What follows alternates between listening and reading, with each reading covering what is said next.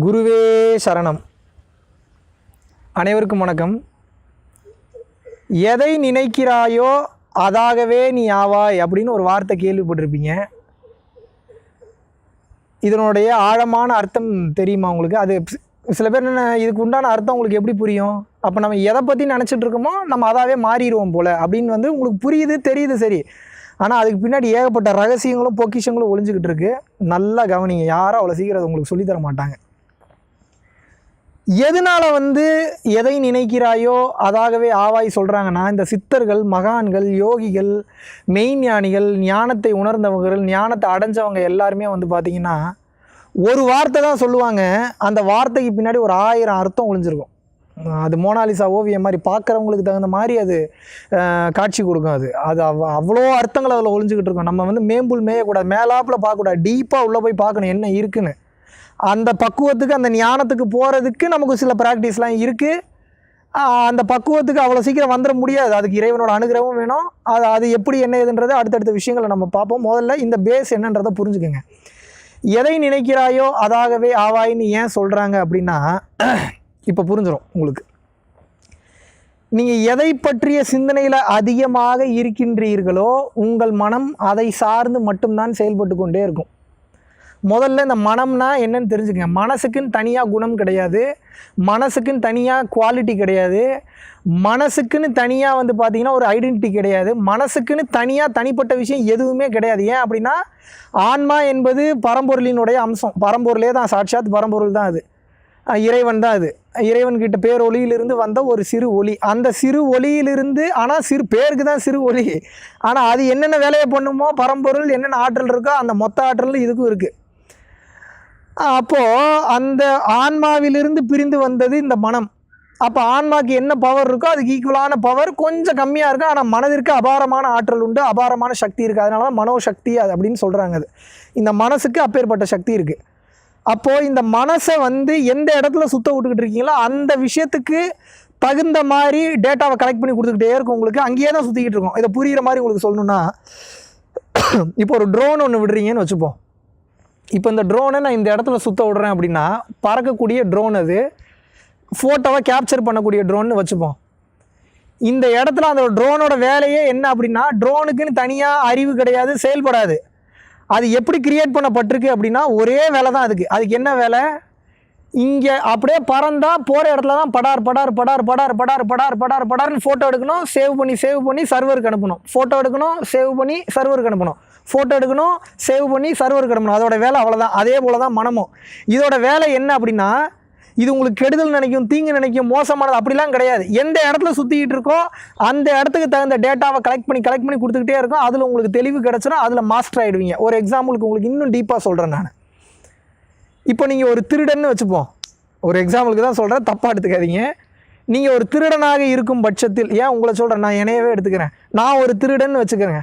இப்போ நான் ஒரு திருடனாக இருக்கேன் அப்படின்னா, நான் ஒரு திருடனாக இருக்கும்போது என்னுடைய சிந்தனையும் செயலும் எப்பயும் எப்படி இருக்கும்? எப்படி ஒரு வீட்டில் இறங்கலாம், எப்படி ஓட்டை பிரிக்கலாம், அங்கே அலாரம் இருந்தால் என்ன பண்ணுறது, அலாரம் இல்லைனா என்ன பண்ணுறது, ஆளுங்க இருந்தாங்கன்னா அங்கே எப்படி மயக்க மருந்து போடுறது, அடுத்து போலீஸ்காரன் வந்தான்னா அந்த இடத்துல மிளகா பொடியை போடணுமா, என்ன பண்ணணும், ஏது பண்ணணும். ஏன்னா என்னுடைய எண்ணங்கள் எல்லாம் திருட்டை பற்றியே இருக்குது. அப்போ என் மனம் இந்த திருட்டை சார்ந்தே இயங்கி கொண்டு இருக்கும். அப்போ மனசு கெட்டது கிடையாது. மனசோட வேலை என்ன? எந்த இடத்துல இருக்கோ அந்த இடத்துக்கு தகுந்த மாதிரி செயல்படுது. அவ்வளோதாங்க மனசோட வேலை.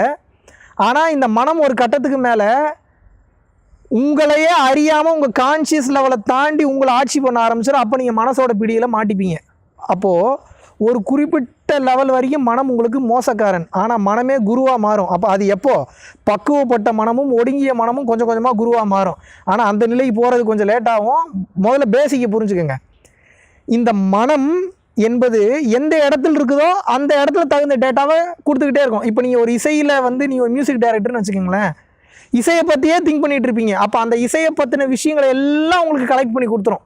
அதுக்கு அப்பேற்பட்ட ஆற்றல் இருக்குது. இசைனா என்ன, எத்தனை கட்டையில் போடணும், மியூசிக்னா என்ன, மியூசிக்கோட டீப்பாக என்ன இருக்குது, மியூசிக்கோட சமாச்சாரம் என்ன, மியூசிக் இளையராஜானா யார், ஜஸ்டின் பீபர் யார், அவங்க என்ன மாதிரிலாம் பண்ணாங்க, அவங்க எதனால் புகழ் பெற்று இருக்காங்க, இந்த மியூசிக் சம்மந்தப்பட்ட மொத்த ஞானமும் உங்களுக்கு வந்துடும்.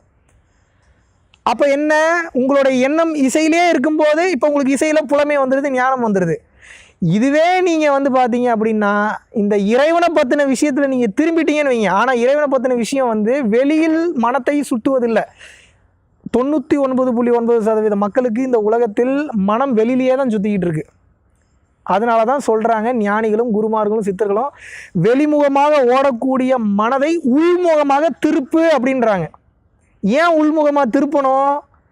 உள்முகமாக திருப்பினீங்கன்னா மட்டும்தான் மொத்தத்தையும் தெரிஞ்சுக்க முடியும், சகலத்தையும் புரிஞ்சுக்க முடியும். மொத்த ஆற்றலும் அற்புதங்களும் மாபெரும் விஷயம் ரகசியம்லாம் உள்ளதாக இருக்குது.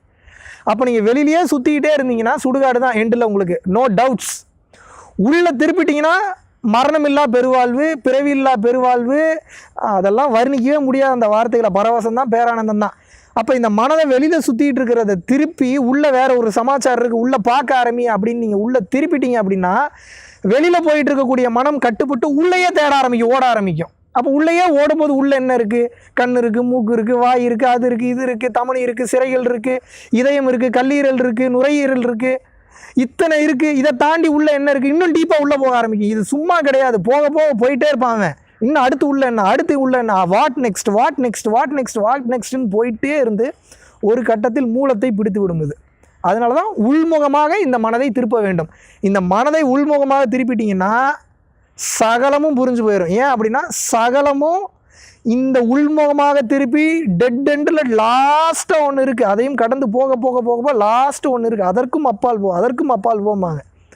அந்த பேஸ் மெட்டீரியலில் தான் இந்த மொத்த பிரபஞ்சமும் இயங்கிட்டு இருக்கு. அப்போ அந்த பேஸ் மெட்டீரியல் என்னென்ற புரிதல் வந்துருச்சுன்னா இந்த மொத்த பிரபஞ்சத்தை பற்றின புரிதலும் வந்துடும். இதனால தாங்க சொல்கிறாங்க, எதை நினைக்கிறாயோ நீ அதாகவே ஆகிவிடுகிறாயின்னு சொல்கிறதுக்கு உண்டான டீப்பான ரொம்ப ஆழமான ஒரு விளக்கம் இதுதான். யோசித்து பாருங்கள், இதில் இருக்கக்கூடிய மொத்த ரகசியமும் கொஞ்சம் கொஞ்சமாக உங்களுக்கும் புரிய ஆரம்பிக்கும். நான் பெற்ற இன்பம் பெருகை வையகம்ன்ற மாதிரி அனுபவிங்க, நீங்களும் அனுபவிக்கிறதுக்காக தாங்க பிறந்திருக்கோம். அதை விட்டுட்டு கஷ்டப்பட்டுக்கிட்டு இருந்தால் எப்படி? எல்லாரும் அனுபவிக்கணும், சந்தோஷமாக இருக்கணும். சந்தோஷம் ஒன்று தான் நம்ம எல்லாரோடைய ஒரே நோக்கம், பரவசமாக இருக்கணும். அந்த பரவசம் என்ன, பேரின்பம் என்னன்றதை அனுபவிச்சிங்கன்னா மட்டும்தான் தெரியும். வேறு என்ன சொன்னாலும் உங்களுக்கு புரியாது. பல ரகசியங்களை ஓப்பனாக உடச்சி பேச முடியாது, ஏன்னா அது பேசக்கூடாது. அதனால் மனதை உள்முகமாக திருப்புங்கள், எதை நினைக்கிறார்களோ அதாகவே நீங்கள் ஆகிவிடுவீர்கள். அவ்வளோதான் கான்செப்ட்.